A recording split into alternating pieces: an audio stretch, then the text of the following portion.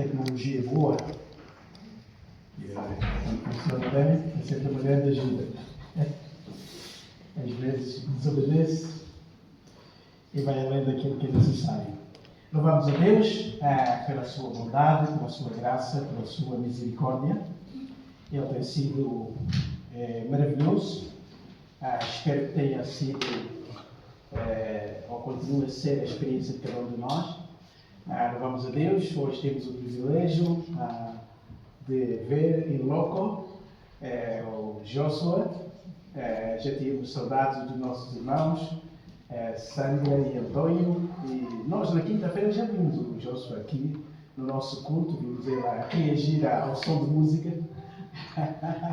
É bom que não sejam bem-vindos de volta a essa casa, que tinha saudades, e falava com o irmão António, que dizia que eles também sentiam saudades dessa família de fé, e nós também sentíamos muitas saudades dos irmãos.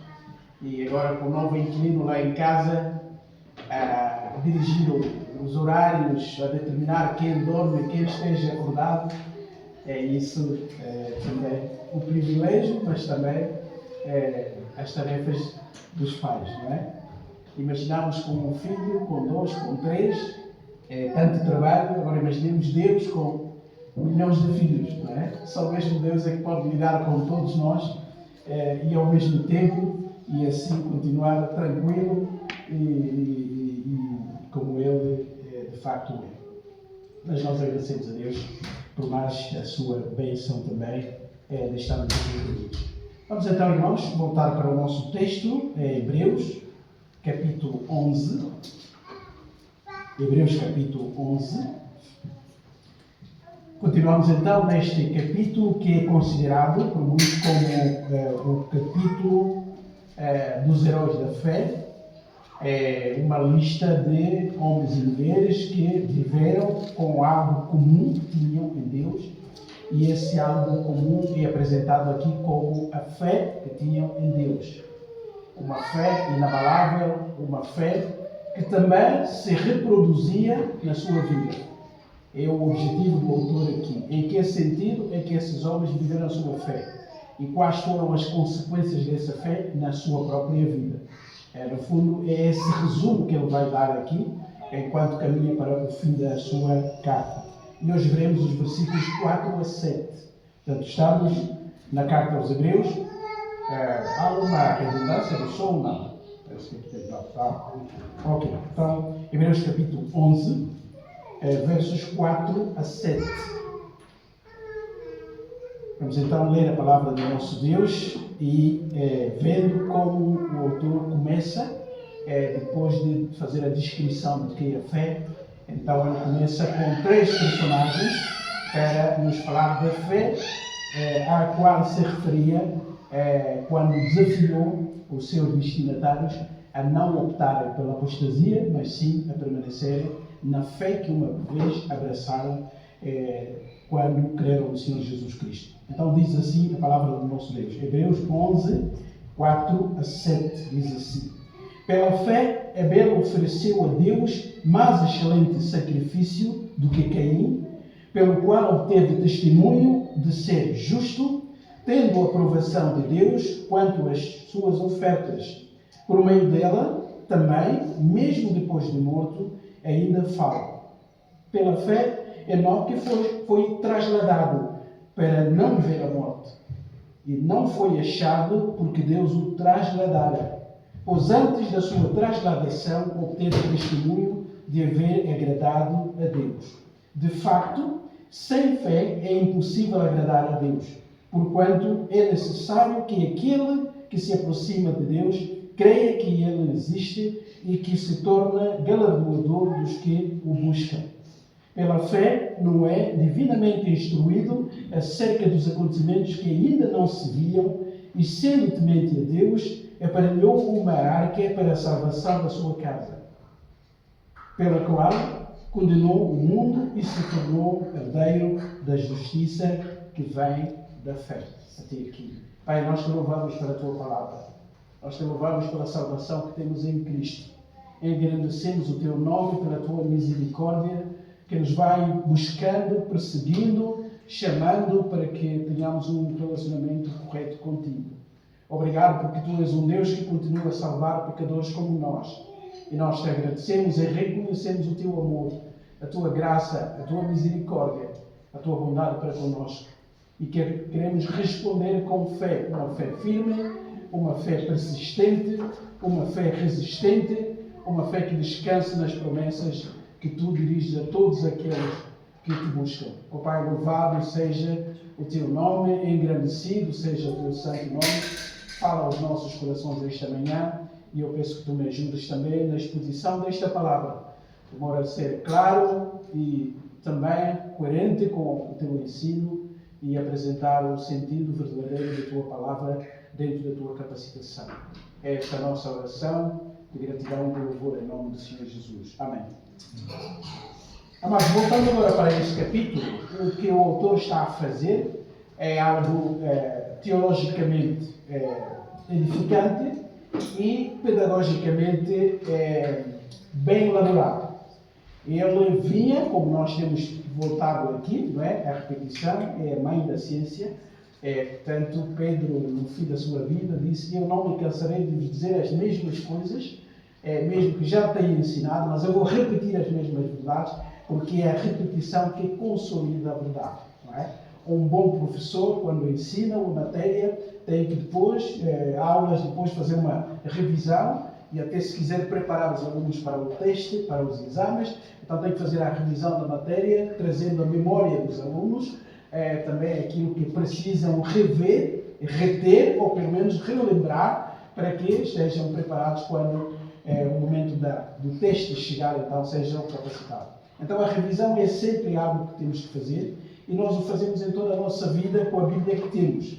Cada escola bíblica dominical, cada estudo, cada pregação, cada conferência, cada participação, cada leitura em casa tem esse objetivo: trazer à nossa memória, trazer à nossa mente aquelas verdades que já conhecemos, mas que vão ganhando alguma amplitude à medida em que nós vamos adquirindo maior maturidade também. Portanto, é esse sistema, é esse ciclo, digamos assim, de aprendizagem constante, por isso é que somos discípulos. E o que o autor está a fazer é exatamente isso. Ele já apresentou o ministério do Senhor Jesus Cristo, já destacou o Senhor Jesus Cristo em relação a todas as figuras que eram importantes na fé em Israel, desde os anjos, Moisés, Arão. Ele vai caminhando, Josué, o sistema sacerdotal, a razão de ser das ofertas ou dos sacrifícios, o valor do tabernáculo, as peças que lá estavam. Ele faz a comparação e o contraste entre a antiga aliança e a nova aliança. Ele diz que as duas alianças têm importância, mas a primeira aliança era figurada, ou basicamente realizada em figuras. O sangue dos animais nunca de facto podiam, digamos assim, libertar o ser humano criado à imagem e semelhança de Deus do seu pecado. Portanto, nunca podiam limpar a consciência. Serviam em termos de prática, em termos simbólicos, em termos representativos, mas apontavam para aquele que é, sim, o verdadeiro Cordeiro de Deus, que viria então para tirar o pecado do mundo. O sangue dele, sim, como ser humano, então era capaz de produzir efeito nos outros seres humanos. Mas também só o faria se ele fosse qualificado para tal. E Deus avaliou o seu Filho, que veio em carne, e ele foi qualificado, portanto a sua morte pode servir para a salvação daqueles que não se podem salvar. Então o autor apresenta Jesus Cristo como a única razão de ser da vida. Portanto, quem tem Cristo tem tudo. A religião não tem importância, porque a religião, por mais extraordinária que seja, é um esforço humano na conquista, digamos assim, da pessoa de Deus. E normalmente tudo que começa do lado humano não tem sucesso. Tem que ser Deus a tomar a iniciativa, como ele tomou a iniciativa logo no primeiro pecado, e também tomou a iniciativa de enviar o seu Filho.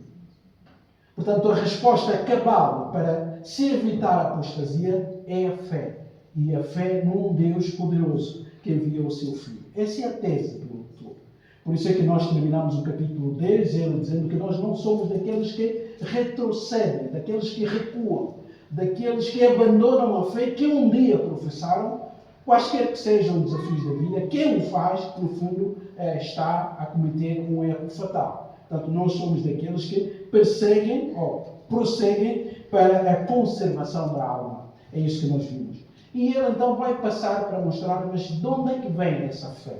Qual é a origem dessa fé? Ele vai tratar isso no capítulo 12. Mas antes disso, ele tem esse capítulo 11, no fundo, para preparar os seus destinatários sobre aquilo que vai dizer no capítulo 12, sobre a origem da fé, mas também a execução completa, quem dá vigor à fé. E ele vai apresentar Jesus Cristo como a razão da fé, e depois no capítulo 13 termina com algumas considerações importantes na vida dos crentes, na relação das igrejas com seus líderes, com seus pastores, e porque ele sabe que é no ambiente familiar da igreja onde a fé ganha a sua força. Mas antes de chegar lá, então ele vai destacando algumas pessoas que ficaram marcadas na história, cujo testemunho foi dado pelo próprio Deus. O que é que Deus disse desses homens?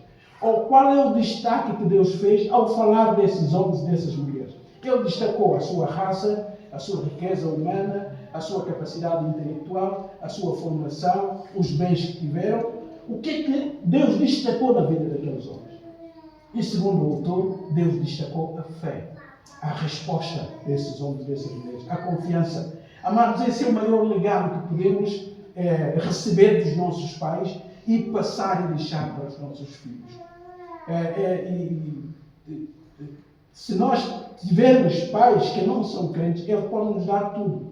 O seu amor, o seu afeto, podem trabalhar dia e noite para garantir o nosso sustento, podem colocar-nos nas melhores escolas, institutos e etc., para termos o maior de todas as formações, o mais elevado possível, podem deixar uma fortuna com herança material, etc., etc. Podem fazer tudo isso. Se forem capazes de fazer isso, farão isso para o bem dos seus filhos. Mas se não deixarem a fé, o maior de todos os legados, então não deixaram nada. Porque até esses bens podem se transformar em problemas para afastar esses mesmos filhos de Deus. Quantas lutas, quantas mortes, quantas guerras vêm das heranças deixadas pelos pais. Em vez de fazer o bem, criam inimizade, criam tensões, criam desvios e até tornam os próprios filhos muitas vezes preguiçosos porque receberam de bandeja aquilo que não foi produzido por eles. Então, o legado mais importante que podemos deixar aos nossos filhos é a fé. É a nossa fé. Para que um dia os nossos filhos digam o seguinte: o meu pai não foi um homem perfeito. Ele teve falhas. A minha mãe não foi uma mulher perfeita. Nem sempre concordei com ela. Às vezes tinha atitudes com as quais eu não concordava. Mas uma coisa eu posso dizer: eles foram um homem e uma mulher que conheceram a Deus. Eu vi como eles amavam a Deus. Eu vi como eles falavam de Deus. Eu vi como eles dependiam de Deus, porque eu os vi a orar. É a melhor herança que podemos deixar aos nossos filhos. Porque essa herança ninguém a vai tirar. Então o autor tinha certeza disso, por isso é que ele vai usar essa lista destes homens. Ele não tem um propósito de nos apresentar como heróis da fé. Mas ele quer dizer que foram homens que viveram de facto com uma marca que os identifica a todos, em épocas de história diferentes, mas todos tiveram algo em comum, que foi a sua fé. Então, depois de definir ou descrever a fé nos primeiros 3 versículos, agora ele vai apresentar 3 homens que viveram antes do dilúvio e um deles viveu antes e depois. Esse é o objetivo do autor ao apresentar essas 3 personagens aqui bíblicas. E nós, lendo o resumo que ele dá aqui, e com a ajuda de outras partes bíblicas, temos muito pouco tempo, mas nós veremos o que é que eles tinham em comum. Essas 3 figuras que ele apresenta aqui. Então ele diz assim: pela fé, e reparem que em todo o capítulo ele vai dizendo pela fé, pela fé, pela fé, pela fé, porque o que ele procura destacar é isso. É isso que os liga. O fio condutor em relação a todas essas personagens aqui foi a fé, e uma fé baseada em Deus, como nós já vimos nos primeiros. É uma fé, ele definiu a fé como uma certeza das coisas que se esperam.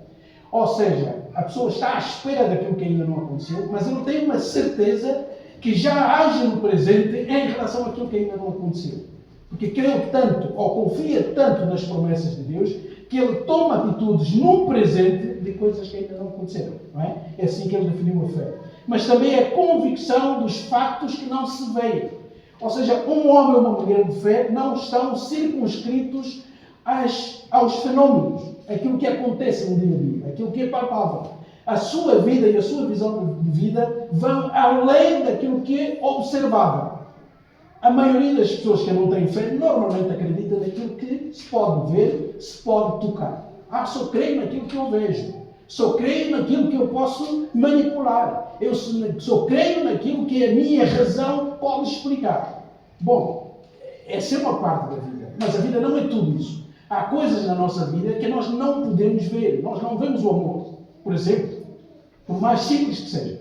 Nós falamos do amor, nós dizemos que sentimos amor, recebemos amor, etc. Mas ninguém vê o amor. A única coisa que nós conseguimos ver, muitas vezes, são os efeitos desse amor. Não é? Nós não vemos a gravidade. Não há um bom livro de física que nos descreva a gravidade na sua pureza. Não existe. Mesmo em pleno século XXI, com um mundo tão avançado, nós podemos tentar explicar, por exemplo, a lei da gravidade. Isso nós podemos entender. Mas a própria gravidade em si é alguma coisa que ultrapassa a mente humana.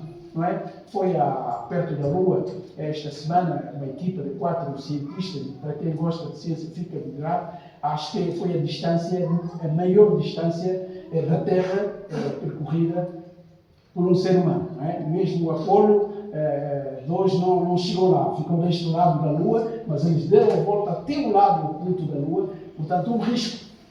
Não se sabia como é que o corpo biológico podia reagir a essa distância. Então foi uma tensão grande e ontem, então com o regresso e aterrar aqui, foi alegria para toda a gente, porque foram e voltaram, etc. Portanto, estava a dizer, porque é isso estimula, mas a vida é muito mais do que isso. E eles vão lá, explicam, trazem informações, mas há coisas que nós acreditamos, mesmo em termos racionais, mas nós não tocamos, nós não vemos. Nós vemos os efeitos. E em termos espirituais, muito mais ainda. Há coisas que não se veem. E o autor diz que a fé faz isso. Ou seja, a fé é aquela capacidade de ver factos ou de ter a convicção de factos que ainda não se veem. Inclusive no passado. Por exemplo, ele diz assim, pois pela fé os antigos obtiveram testemunho, ou bom testemunho, de quem? De Deus. Amados, não importam os elogios humanos. Os humanos podem admirá-los, podem colocá-los lá nos píncaros, admirar a nossa capacidade intelectual, a nossa riqueza, a nossa formação, a nossa bondade. Esse reconhecimento vale o que vale. O maior de todos os reconhecimentos é o reconhecimento que Deus faz de nós. E ele diz que os antigos receberam bom testemunho da parte de Deus, porque foram homens e mulheres de fé. E ele então destaca dizendo que pela fé nós entendemos que os mundos foram criados por Deus. E esse é algo de fé. É algo que a ciência não demonstra. A ciência pode demonstrar que há uma lógica, há uma matemática, há uma razão, há uma racionalidade no funcionamento do universo. Prova disso é que nós, com contas, com cálculos físicos complexos, equações, podemos entender o funcionamento dos planetas, etc., a distância, e acertamos. Então podemos deduzir ali que tem que haver uma lógica, uma mente superior que construi tudo para que nós, seres humanos, que funcionamos com a mente, possamos entender e até escrever os princípios ou as equações que depois acabam por nos mostrar que isso é mesmo assim. Não é? É possível isso, mas isso não mostra, nenhuma ciência vai mostrar que o mundo foi criado pela palavra de Deus. Podemos chegar a uma ciência teísta, dizer assim, isso tem que ser fruto de uma mente lógica. Mas como é que isso veio a existir? Não há resposta. Mas o autor diz que nós só cremos que tudo isso que veio a existir não existia antes, veio pela palavra de Deus e isso pelas Escrituras. Então a fé é aquele treino, é aquele exercício que confia e crê naquilo que Deus disse. E esses homens creram naquilo que Deus disse, por isso é que agiram. Mesmo sem vendo, mesmo sem verificar antes, eles puderam agir e agiram de acordo com a fé que tinham em Deus. Então a primeira pessoa que ele apresenta aqui é Abel. Diz assim, Abel ofereceu a Deus mais excelente sacrifício do que Caim, pelo qual obteve testemunho de ser justo. Ou seja, o próprio Deus considerou Abel como justo, diz, tendo a aprovação de Deus quanto às suas ofertas. E por meio dela, por meio dessa fé que Abel teve, também mesmo depois de morto, ainda fala. Nós temos, o que o autor faz aqui, nós verão que em termos pedagógicos, é muito interessante. Ele vai pegar nos capítulos 4, 5 e 6 de Gênesis. Vai pegar nas personagens mais importantes da linhagem. Então ele começa com Abel, e a história de Abel, sobretudo, está no capítulo 4. Não é? E a história de Enoque está no capítulo 5. E a história de Noé está no capítulo 6. Então ele volta ao início das Escrituras, no fundo, indiretamente para dizer, essa fé que esses homens tiveram é uma fé baseada na palavra de Deus. É claro que não havia Bíblia escrita, no tempo de Noé e de Abel, mas eles confiavam na palavra de Deus. Nós temos a palavra escrita, mas essa palavra escrita foi escrita por humanos. Mas ela é a palavra que veio da boca de Deus, depois é que foi registrada. Então, desde o princípio, a fé que eles tiveram foi uma fé colocada na palavra. E quando nós pensamos em Abel e voltamos lá em Gênesis e vemos o que aconteceu, nós conhecemos a história. Talvez hoje possamos ficar aqui, vamos fazer um esforço. O que aconteceu? Não é? Adão e Eva pecaram e caíram, foram expulsos do paraíso. Só depois da expulsão é que a Bíblia fala de terem filhos. Ou seja, eles não tiveram filhos antes da queda, não tiveram. Porque se tivessem filhos antes da queda, então os filhos não seriam pecadores como os pais. E os pais nunca seriam a origem do pecado. Não é? Faz todo sentido. Por isso é que a biologia teísta, que diz que antes de Adão e Eva já havia seres humanos que existiam milhões e milhões de anos, depois é que mais tarde, isso fere toda a teologia bíblica. Porque a Bíblia diz que Adão e Eva foram os iniciantes. Então, se houve seres humanos antes deles e que morreram, e a morte só veio como consequência do pecado, então significa que já havia pecado dos humanos antes de Adão e Eva. E isso tira toda a lógica da Bíblia. Não pode ser. Não é? E até os próprios filhos de Adão e Eva só vieram depois da queda. Então já vieram com a natureza caída também. Não é? E aqui a história é que eram 12 irmãos, ainda eram 12 irmãos. Adão e Eva tiveram muito mais filhos e filhas, mas aqui só eram 12 irmãos. Então diz o texto bíblico lá em Gênesis 4 que eles aprenderam a sacrificar a Deus.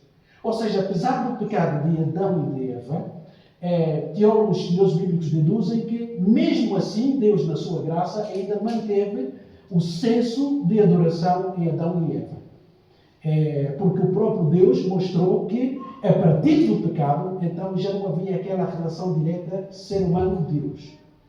Antes disso, nós vemos que Deus chegava no jardim e, diz o texto bíblico, e andava ali, não é? No fim do dia, falava com Adão, a relação era direta. A partir do pecado, o pecado separou o homem de Deus e, para que essa relação volte a ser reatada, é preciso um intermediário. É a partir daquele momento, até Jesus voltar, a segunda vez, a relação de Deus com o ser humano será sempre uma relação intermediária. Não é? Prova disso é que quando Adão e Eva pecaram, o que é que Deus fez? Ele deu-lhes pele, vestiu-os de pele de animal. Pele de animal. O que se pressupõe, embora a Bíblia não explique, é que houve a primeira morte. Não é? Houve um sangue que intermediou aquela relação e Deus cobriu a vergonha, tanto física, moral, mas profundamente a vergonha espiritual. Ou seja, teve que haver morte para que a vergonha do pecado fosse coberta. Já era uma prefiguração daquilo que o Senhor Jesus Cristo viria fazer. E a partir dali a relação do homem foi sempre uma relação de se aproximar através do derramamento de sangue. Porque não há remissão de pecados sem o derramamento de sangue, como nós vemos aqui. Então, naquela história contada em Gênesis, não há muita explicação. Diz-se que Abel era pastor, criava animais, e o seu irmão mais velho, Caim, era cultivador. E um dia, portanto, devem ter aprendido dos pais que na relação com Deus é preciso, de vez em quando, apresentar ofertas a Deus, e eles vieram. Só que o texto diz que Abel apresentou a sua oferta e foi aceite. Ou seja, essa oferta foi recebida, agradou a Deus. Enquanto que o seu irmão fez uma oferta com os produtos do trabalho que tinham, mas diz o texto bíblico que essa oferta não foi aceita por Deus. Nós não sabemos muito bem como é que eles chegaram à conclusão que a oferta não foi aceita. Há muitos mitos, nós já devemos ter mitos. E quando a oferta era boa, o fumo ia diretamente. Quando a oferta não era muito boa, o fumo se espalha. Não sabemos. São tentativas humanas. O facto é que eles tiveram a consciência disso e Deus, ainda na sua bondade, veio falar com Caim. Porque ele disse: porque é que estás assim, tão aflito, tão rancoroso, tão triste? Porque essa cara de poucos amigos? Porque Caim percebeu que a sua oferta não foi aceita por Deus. E muitas teorias são levantadas hoje. É porque, então, eu já vi alguém escrever: coitadinho de Caim. Então ele ofereceu aquilo que era o fruto do seu trabalho. Mas há qualquer coisa mais profunda. Ou seja, não basta aquilo que nós fazemos por Deus.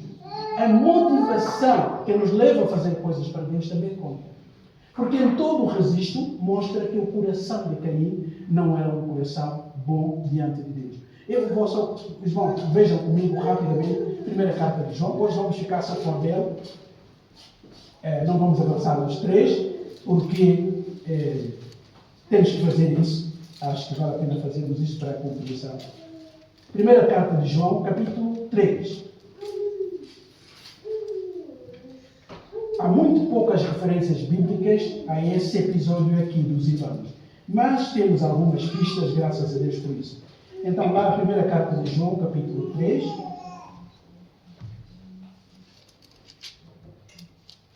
João diz uma coisa muito interessante. Ele está a falar do amor. Na igreja deve haver amor. O amor, para ele, é a prova, é a virtude mais elevada. E João diz assim, vejam aqui: porque a mensagem que ouvistes desde o princípio é esta, que nos amemos uns aos outros. Primeira carta de João, capítulo 3, versículo 11. Ou seja, o princípio é o princípio do amor.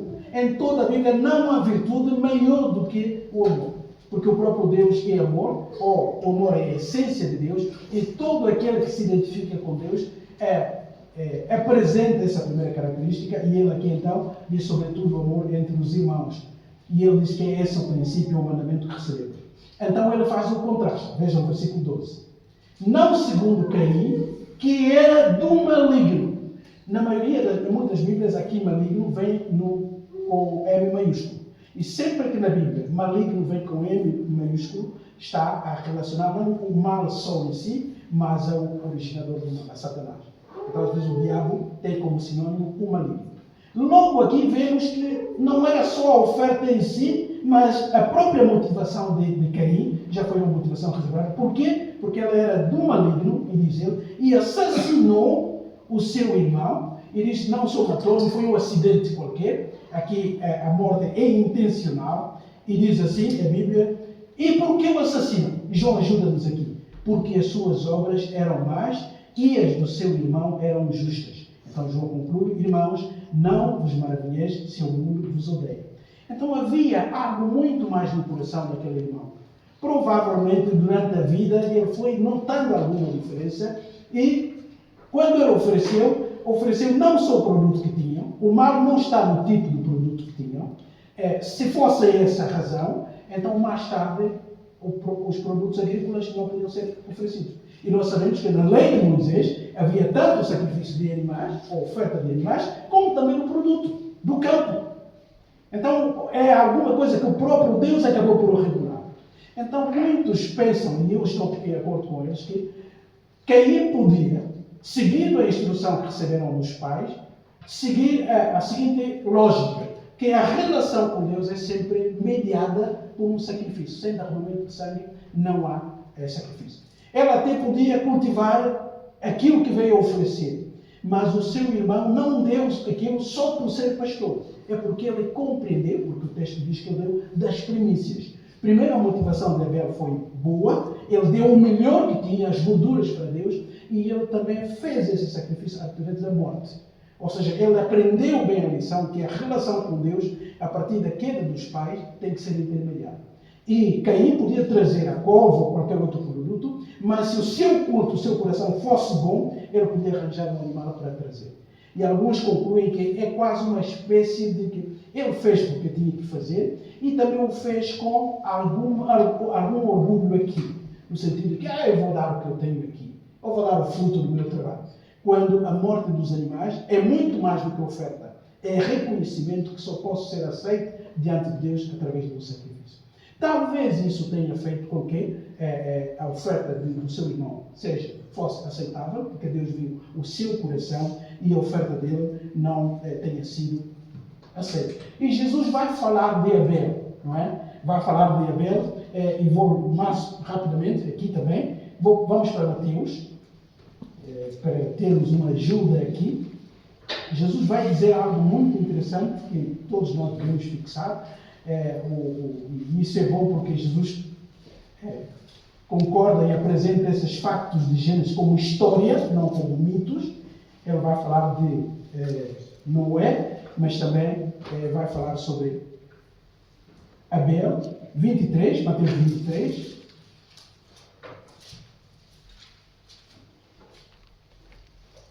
É o capítulo mais terrível, a linguagem mais forte que Jesus usa no Novo Testamento.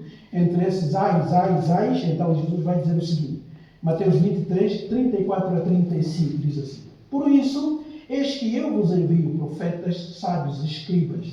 A uns matareis e crucificareis, a outros açoitareis nas vossas sinagogas e perseguireis de cidade em cidade. Jesus está para dizer que aqueles que o iriam matar iriam fazer a mesma coisa com todos aqueles que Deus enviasse para trazer a mensagem. E Jesus disse, para que sobre vós recaia todo o sangue justo derramado sobre a terra, desde o sangue do justo Abel. E reparem nesse destaque. Abel é chamado de justo, não é? Alguém reto. Então aqui a motivação está por detrás da aceitação da sua oferta. Desde o sangue do justo Abel até o sangue de Zacarias, filho de Baraquias, a quem matastes dentre o santuário e o altar. E depois no capítulo 24 de Mateus ainda, Jesus vai falar de Noé, e nós vamos chegar a Noé nos próximos dias. Mas eu queria chamar a atenção aqui, porque Jesus destaca, quando ele destaca aqui Abel e Zacarias, ele está a destacar todo o Antigo Testamento, quase. As pessoas que foram mortas, as pessoas que se sacrificaram, que foram pessoas justas, mas que foram mortas injustamente. E por que Jesus coloca a ordem aqui? A história desse homem aqui, Zacarias, encontra-se no segundo livro de Crônicas, nas nossas Bíblias atuais.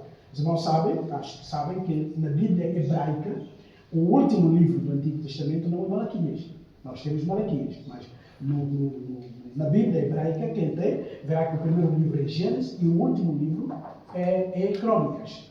Porque a Crônicas é o resumo da história de Israel, sobretudo os reis do sul. E a história deste Zacarias aqui está no capítulo 24, no segundo de Crônicas. Então, no fundo, Jesus está a colocar desde a primeira vítima da injustiça humana até a última vítima humana injustiçada pela maldade humana. Então, no fundo, esse texto vai provar que Abel era muito mais do que apenas o criador de animais que apresentou no sacrifício. Então, havia já maldade no coração de Caim. Ou seja, ele acabou por cumprir o rito, apresentou o produto que tinha, talvez para provar qual é o melhor da minha agricultura, enquanto que o seu irmão o fez também no contexto teológico. Apesar de ser criador de animais, mas ele também ofereceu ali sabendo que é pelo derramamento de sangue que eu estabeleço a relação com Deus. Por isso é que ele é considerado justificado, aceito por Deus. Aliás, lá em Gênesis, os irmãos verão, no capítulo 4, que Deus argumenta com Caim. E ele diz, por que estás triste? E ele vai falando com ele. Aliás, Deus diz lá, e isso é muito interessante, esse pormenor interessante, diz assim, se tu fizesses bem, também a tua oferta não seria aceita. Ou seja, Deus ainda tenta pedagogicamente convencer Caim a refletir na sua atitude ou de orgulho, oferecer o produto, o mérito do seu trabalho, quando o seu irmão preferiu fazer uma oferta com um sacrifício, provavelmente se reconhecia como pecador, e todos aqueles que se reconhecem como pecadores é que são chamados na Bíblia como justificados ou justos, e o seu irmão não fez isso. Aliás, Deus preveniu Caim. Ainda disse, olha, essa tua raiva, essa tua inveja do teu irmão vai te levar a pecar. Cuidado, precisa de proteger o teu coração. E ele ficou tão indignado, acabou por assassinar o seu irmão. E mesmo depois de assassinar o seu irmão, Deus aparece a Caim e pergunta, onde está Abel? E a resposta de Caim mostra que o problema não era apenas no sacrifício, o problema era no coração. Amados, nós aprendemos uma grande lição ali. Deus não aceita as coisas porque nós as fazemos. Há coisas que nós fazemos sem amor, sem dedicação, sem humildade, e Deus não aceita. Porque Deus não vê só a nossa oferta ou a nossa obra realizada, Ele vê também as motivações que nos levaram. Houve humildade e dependência, houve fé, confiança nesse Deus e temor a Deus, como Noé vai ser apresentado como temente a Deus, ou apenas fizemos aquilo porque mecanicamente tínhamos que fazer, ou fizemos aquilo por outra motivação qualquer. Deus vê tudo isso. E Caim acabou por responder a Deus. Vejam a arrogância dele. Quando Deus perguntou, onde está o teu irmão? Ele disse, Senhor, acha que eu sou guardador do meu irmão? Eu preciso de saber da vida do meu irmão. Amados, isso é muito triste. Não havia sociedade aí para culparmos a sociedade, a influência social, como hoje a psicologia atual tenta fazer. Se o filho fizer alguma coisa errada, se alguém não fala, isso verifica, se no passado alguém fez mal, se ele se comportar mal hoje, vejam como é que ele foi tratado no passado, se teve alguma violência em casa para ele se tornar o que se tornou. Tudo é colocado em segundo plano e nunca o culpado é atacado. Como suavizar, toda a gente é vítima, ninguém é culpado direito. Naquele tempo, nós como é que podemos chamar? Quem eram os vizinhos de Adão e Eva? Para que Caim copiasse esse modelo. Não, veio do coração. O problema do ser humano continua a ser o seu coração. E ele diz a Deus, eu não sou guardador do meu irmão. É uma resposta já de arrogância extrema diante de um Deus que ainda estava ali para procurar conscientizar aquele homem. Então aquela oferta foi feita, foi executada ali, ele colocou-lhe o produto, mas o coração não estava com Deus, o ciúme, a arrogância, provavelmente aquilo que via fazer o seu irmão o irritava em vez de o aproximar perto de Deus. Por isso é que bastou aquela experiência daquele dia para ele começar a planear o assassinato do seu irmão e até que o matou, mostrando que o seu coração já era um coração possuído pelo maligno. Mas aqui nós vemos esse quadro todo para perceber porque que o seu irmão é colocado nesta lista. Porque ele, pela fé, ofereceu excelente sacrifício. E aqui na palavra excelente está as intenções teológicas do sacrifício de Abel. Ou seja, Caim também, se quisesse, podia fazê-lo. Podia trazer o fruto da terra, mas sabendo que só posso me aproximar de Deus através do sangue, quem sabe até comprar o animal ou pedir o animal do seu irmão para sacrificar. Então todo o contexto mostra que havia qualquer coisa mais profundo do que propriamente a oferta em si. E a oferta de Abel foi aceita. Por isso é que diz assim, o qual teve testemunho de ser justo. E esse testemunho veio da parte de Deus, tendo a aprovação de Deus quanto às ofertas. E por isso mesmo, essa fé que ele teve, permite que nós ainda falemos dele. Ele ainda fala depois da morte.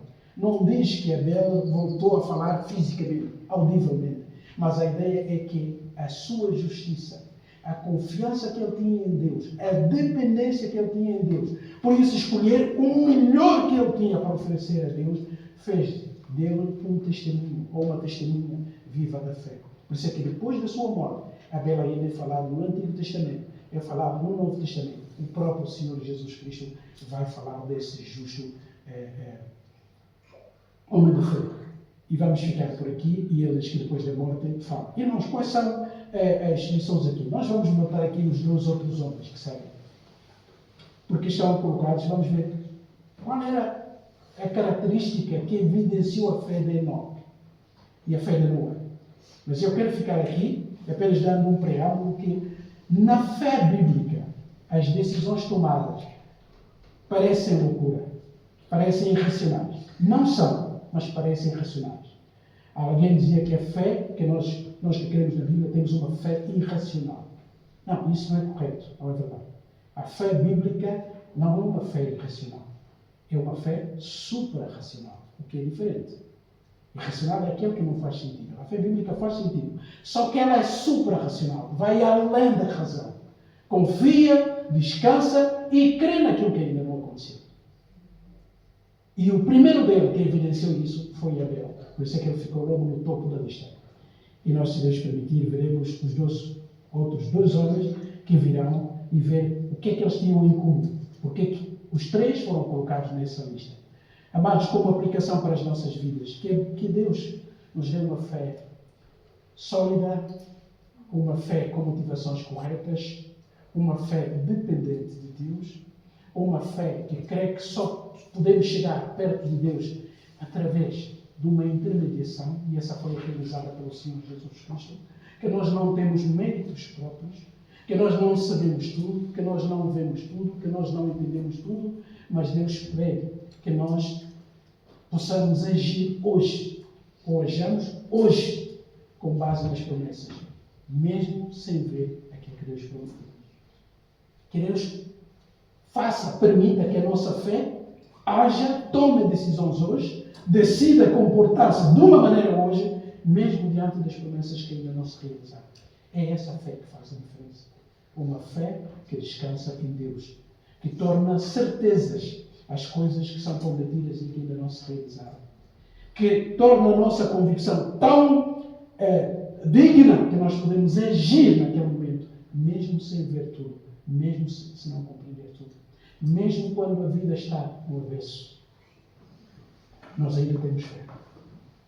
Ainda estamos a chorar pela situação ainda não resolvida, pelo problema ainda não tratado, pela solução ainda não encontrada, mas mesmo assim descansamos em Deus, porque sabemos que aquele que prometeu que ia cuidar de nós, Ele não desistiu de nós. Ele vai continuar a fazer. Que Deus nos abençoe. Que essa fé alimente a nossa caminhada cristã. Uma fé que descansa em Deus. Uma fé que oferta a Deus segundo Deus instruiu. E uma fé que continua viva. Não aquela fé que desiste. Para a nossa saúde espiritual. Para a nossa comunhão com os outros. E para a glorificação e honra desse Deus a quem dizemos crer. Pai, obrigado pela Tua palavra. Obrigado pelos exemplos de fé. Homens e mulheres que viveram neste mundo com falhas, com dificuldades, mas mesmo assim confiaram em Ti. Puderam agir na sua sociedade, no seu tempo, puderam tomar decisões, fazer escolhas saudáveis, porque confiavam em Ti, tinham reverência a Ti e podiam descansar no Teu cuidado. Ajuda-nos a ter essa fé. Aumenta a nossa fé, Pai Santo. Fortalece a nossa fé. A nossa é tão pequenina. É tão pequenina que vacila facilmente. Mas ajuda-nos, ó Pai. Tu és a nossa esperança. Essa é a nossa oração em nome do Senhor Jesus. Amém.